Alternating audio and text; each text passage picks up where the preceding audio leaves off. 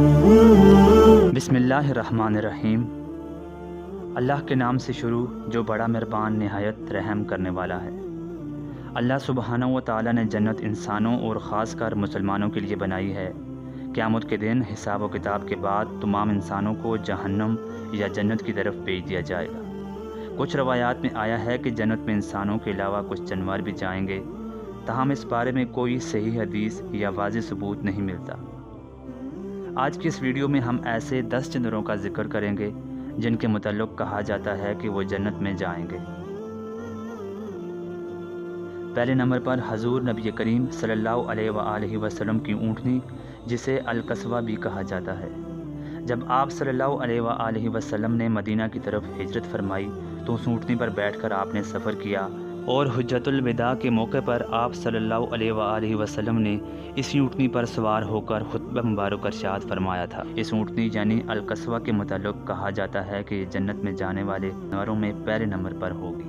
اس کے بعد حضرت صالح علیہ السلام کی اونٹنی، جسے ناقۃ اللہ بھی کہا جاتا ہے، یہ حضرت صالح علیہ السلام کو ایک معجزے کے طور پر اللہ تبارک و تعالیٰ نے عطا کی تھی۔ حضرت صالح علیہ السلام کی قوم کے لیے اس اونٹنی کو ایک پہاڑ سے نکالا گیا۔ اس کے متعلق بھی یہ خیال کیا جاتا ہے کہ یہ اونٹنی جنت میں داخل ہوگی۔ تیسرے نمبر پر حضرت ابراہیم علیہ السلام کا بچڑا۔ جب حضرت ابراہیم علیہ السلام کے پاس 2 فرشتے آئے اور آپ علیہ السلام کو بیٹے کی بشارت دی تو آپ علیہ السلام نے ان فرشتوں کے لیے ایک بچڑا ذبح کیا۔ اس کے متعلق بھی کہا جاتا ہے کہ یہ بچڑا جنت میں جائے گا۔ نمبر 4، حضرت اسماعیل علیہ السلام کا مینڈا۔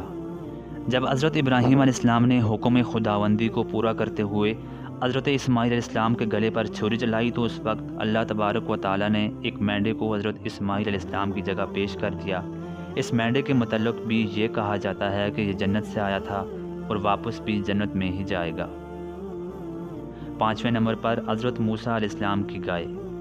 بنی اسرائیل میں ایک شخص کا قتل ہوا تو اللہ تعالیٰ نے بنی اسرائیل کو ایک گائے ذبح کر کے اس کے گوشت کا ایک ٹکڑا اس لاش کو مارنے کا کہا، جس سے وہ شخص زندہ ہو کر قاتل کا نام بتاتا ہے۔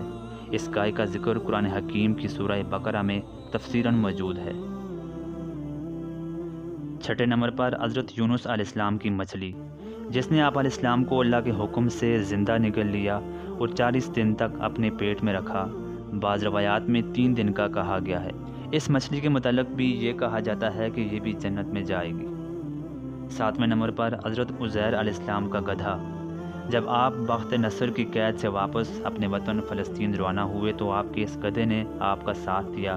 آپ علیہ السلام کی نسبت کی وجہ سے اس گدھے کے متعلق بھی یہ کہا جاتا ہے کہ یہ بھی جنت میں جائے گا۔ 8ویں نمبر پر حضرت سلیمان علیہ السلام کا ہدہد، جسے آپ علیہ السلام نے پیغام رسانی اور پانی کی تلاش کے لیے اپنے ساتھ رکھا تھا۔ 9ویں نمبر پر حضرت سلیمان علیہ السلام کی چونٹی، جس کا ذکر قرآن حکیم کی سورہ نمل میں آیا ہے۔ اللہ سبحانہ و تعالیٰ کے حکم سے آپ علیہ السلام اس چونٹی سے ہم کلام ہوئے اور آپ علیہ السلام کے ساتھ نسبت کی وجہ سے یہ چونٹی بھی جنت میں جائے گی۔ 10ویں نمبر پر اصحاب کہف کا کتا، جو اصحاب کہف کے ساتھ موجود تھا اور جس غار میں یہ لوگ ایک عرصے تک پڑے رہے، یہ کتا بھی اسی غار کے باہر موجود تھا۔ اس کتے کے متعلق بھی کہا جاتا ہے کہ یہ بھی اللہ کے حکم سے جنت میں جائے گا۔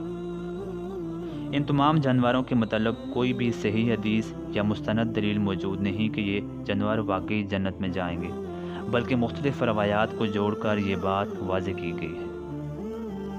اگر آپ کو یہ ویڈیو پسند آئے تو ویڈیو کو لائک کریں اور مزید اسی طرح کی اسلامک اور معلوماتی ویڈیو کے لیے ہمارے اس چینل کو سبسکرائب کریں۔